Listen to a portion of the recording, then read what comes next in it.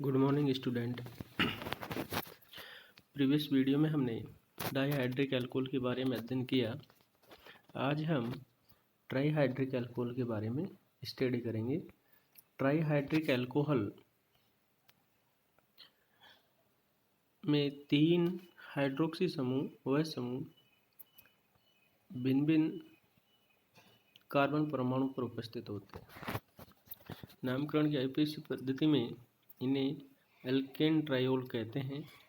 Triol से पूर्व श्रृंखला पर OH समूह की स्थिति को दर्शाते हैं। यदि श्रृंखला में अन्य एल्कील प्रतिस्थापी उपस्थित हैं तो उन्हें नाम से पूर्व अंग्रेजी वर्णमाला के क्रम में श्रृंखला पर उनकी स्थिति दर्शाते हुए लिख देते हैं। जैसे propane 1,2,3 triol, 5 methyl hexane 1,3,5 triol.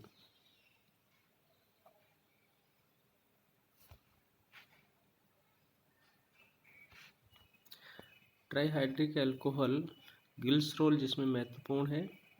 इसकी बनाने की विधियां देखते हैं। फर्स्ट है तेल एवं वसा के साबुनीकरण से। वसा तथा तेल उच्च वसा अम्लों के ग्लिसरॉल के साथ बने ट्राइएस्टर होते हैं। इनका कास्टिक सोडा से जलापटन करने पर ग्लिसरॉल बनता है। तेल या वसा जो कि ट्राइग्लिसराइड है, सोडियम हाइड्रोक्साइड के साथ रिएक्शन कराने पर ग्लिसरॉल देता है और उच्च वसा अम्ल का सोडियम लवण यह साबुन बनता है। इसे साबुनीकरण या सल्फिफिकेशन भी कहते हैं। दूसरा है प्रोपिलीन से। प्रोपिलीन से औद्योगिक रूप में इसका संश्लेषण करते हैं। प्रोपिलीन की अभिक्रिया जब क्लोरीन की उपस्थिति में 773 केल्विन पर करवाई जाती है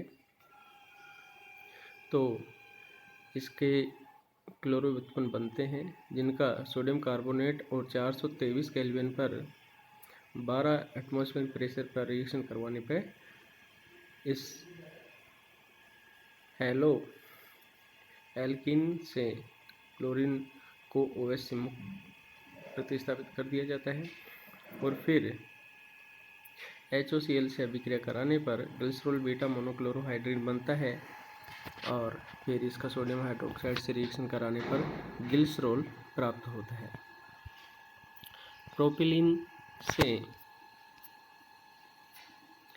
ग्लिसरॉल को निम्न अभिक्रिया अनुक्रम के द्वारा भी प्राप्त किया जा सकता है। प्रोपिलीन का ऑक्सीडेशन करवाया जाता है तो ये एल्डिहाइड फंक्शनल ग्रुप में कन्वर्ट होता है, जिसका निकल उत्प्रेरक की उपस्थिति में हाइड्रोजनेशन करवाने पर फिर ये अल्कोहलिक ग्रुप में कन्वर्ट होता है तथा हाइड्रोजन परऑक्साइड से फिर एल्कीन जो समूह है वो भी हाइड्रोक्सी समूह में कन्वर्ट होकर ग्लिसरॉल देता है। ग्लिसरॉल की रासायनिक अभिक्रियाएं सोडियम धातु के साथ अभिक्रिया करवाई जाती है तो फर्स्ट 298 केल्विन पर जब इसकी अभिक्रिया होती है तो अल्फा मोनोसोडियम ग्लिसरोलेट प्राप्त होता है और जब 373 केल्विन पर अभिक्रिया करवाई जाती है तो अल्फा डाई सोडियम ग्लिसरोलेट प्राप्त होता है। अर्थात फर्स्ट जो अभिक्रिया होती है 298 पर तो प्राइमरी OH समूह और फिर जब सेकंड रिएक्शन होती है 373 पर तो भी प्राइमरी ही अल्कोहलिक समूह से अभिक्रिया होती है। हैलोजन अम्लों के साथ फर्स्ट हाइड्रोजन क्लोराइड के साथ अभिक्रिया करवाई जाती है 383 केल्विन पर तो अल्फा ग्लिसरॉल मोनोक्लोरोहाइड्रिन प्राप्त होता है और प्लस में बीटा ग्लिसरॉल मोनोक्लोरोहाइड्रिन प्राप्त होता है। यदि 25% अतिरिक्त HCl गैस ली जाए तो अल्फा बीटा ग्लिसरॉल मोनोक्लोरोहाइड्रिन डाइक्लोरोहाइड्रिन और अल्फा डैश ग्लिसरॉल डाइक्लोरोहाइड्रिन प्राप्त होते हैं। अर्थात HCl एक्सेस में लेते हैं तो अल्फा बीटा ग्लिसरॉल डाइक्लोरोहाइड्रिन और अल्फा ग्लिसरॉल डाइक्लोरोहाइड्रिन प्राप्त होते हैं। फिर जब HBr के साथ अभिक्रिया देखते हैं तो सेम ही HCl के समान होती है। HI के साथ जब HI की थोड़ी मात्रा या फास्फोरस आयोडाइड के साथ अभिक्रिया पर एलिल आयोडाइड बनता है। और HI की अधिक मात्रा का अगर उपयोग किया जाता है तो आइसोप्रोपिल आयोडाइड प्राप्त होता है। सांद्र नाइट्रिक अम्ल के साथ जब अभिक्रिया करवाई जाती है, सांद्र H2SO4 की उपस्थिति में सांद्र नाइट्रिक अम्ल के साथ अभिक्रिया पर ग्लिसरॉल ट्राइनाइट्रेट या नाइट्रोग्लिसरीन बनता है। नाइट्रिक एसिड के 3 मोल 298 केल्विन पर H2SO4 की उपस्थिति में जब अभिक्रिया करते हैं तो नाइट्रोग्लिसरीन प्राप्त होता है। फास्फोरस हैलाइड के साथ PCl3 या PCl5 दोनों ग्लिसरॉल के साथ अभिक्रिया करके 1,2,3 ट्राइक्लोरोप्रोपेन बनाते हैं। इसी प्रकार PbR3 की अभिक्रिया PCl3 की तरह होती है। Pi3 की अभिक्रिया थोड़ी सी मात्रा में HI के साथ अभिक्रिया के समान होती है और एलिल आयोडाइड बनता है, जो कि अपन पहले पढ़ चुके हैं। अब आता है निर्जलीकरण। पोटेशियम हाइड्रोजन सल्फेट के साथ अभिक्रिया ग्लिसरॉल को निर्जल पोटेशियम हाइड्रोजन सल्फेट या जिंक सल्फेट या H2SO4 या P2O5 के साथ गर्म करने पर इसका निर्जलीकरण हो जाता है और एक्रोलीन प्राप्त होती है। कार्बनिक मोनोकार्बोक्सिलिक अम्लों के साथ अभिक्रिया करके मोनोडाई ट्राई एस्टर बनते हैं। यह अभिक्रिया के ताप एवं अम्ल की प्रयुक्त मात्रा पर निर्भर करती है। एसिटिक एसिड लेने पर ग्लिसरॉल मोनो एसीटेट बनता है। सेकेंड स्टेप में ग्लिसरॉल डाई एसीटेट बनता है। थर्ड स्टेप में ग्लिसरॉल ट्राई एसीटेट बनता है। एस्टिलीकरण कराने पर ग्लिसरॉल ट्राई एसीटेट प्राप्त होता है।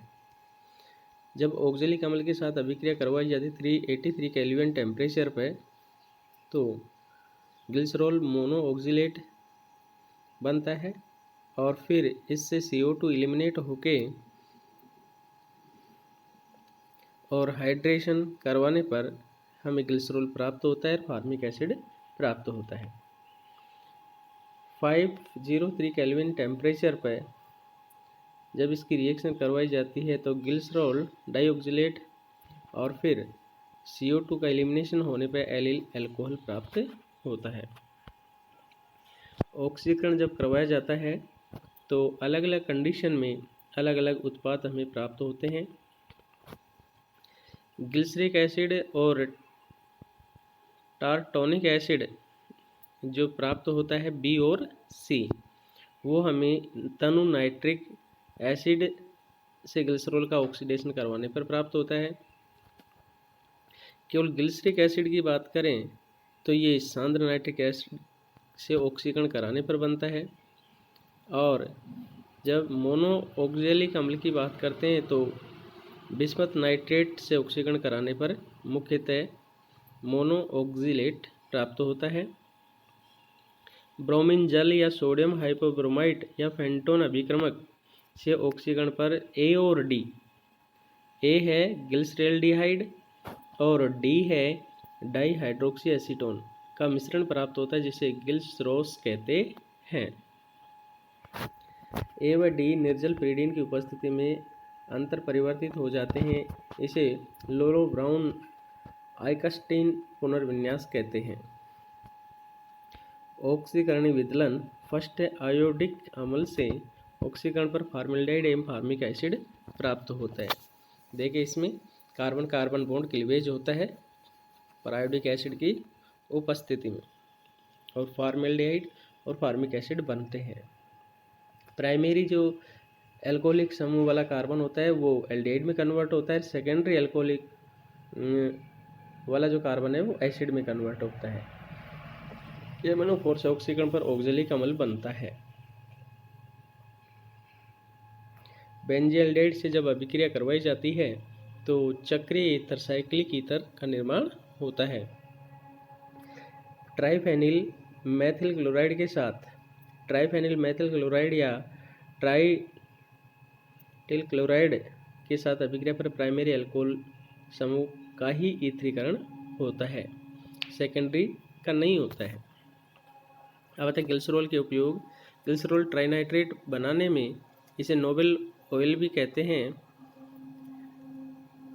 यह आघात के प्रति संवेदनशील होता है, अतः इसमें कई विस्फोटक पदार्थ बनाए जाते हैं, मृदुकारक एवं आर्द्रताग्राही के रूप में, हिमरोधी के रूप में, स्नेह के रूप में। तो ये अल्कोहल वाला चैप्टर अपना हो गया है। अब नेक्स्ट अपन देखेंगे कार्बोनिल कंपाउंड। Thank you.